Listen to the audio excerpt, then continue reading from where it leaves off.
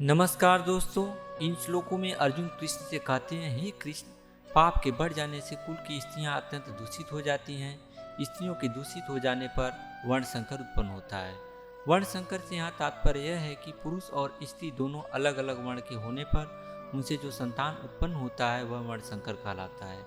अर्जुन आगे कहता है, वर्ण संकर कुलघातियों को और कुल को नरक में ले जाने के लिए होता है।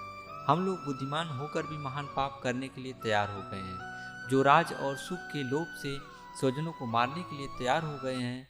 यदि मुझ शस्त्र रहित एवं सामना न करने वाले को धृतराष्ट्र के पुत्र युद्ध में मार डालते हैं तो वह मरना भी मेरे लिए कल्याणकारी होगा। यहाँ पर अर्जुन युद्ध में मोह के कारण अज्ञानतावश अपना विचार व्यक्त कर रहा था, जो युद्ध में उचित नहीं था। तो चलिए चैप्टर 1 अर्जुन विषाद योग स्टार्ट करते हैं।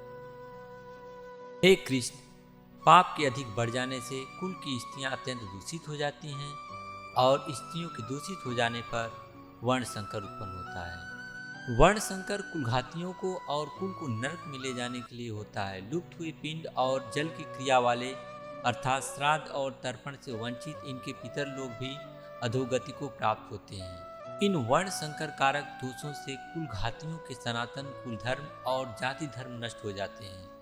हे जनार्दन, जिनका कुल धर्म नष्ट हो गया है, ऐसे मनुष्यों का अनिश्चित काल तक नरक में वास होता है, ऐसा हम सुनते आए हैं। अर्जुन दुख व्यक्त करते हुए कृष्ण से कहता है कि हम लोग बुद्धिमान होकर भी महान पाप करने को तैयार हो गए हैं। जो राज और सुख के लोभ से स्वजनों को मारने के लिए उद्यत हो गए हैं। यदि मुझ शस्त्र रहित एवं सामना न करने वाले को शस्त्र हाथ में लिए हुए धृतराष्ट्र के पुत्र रण में मार डाले तो वह मरना भी मेरे लिए अधिक कल्याणकारक होगा।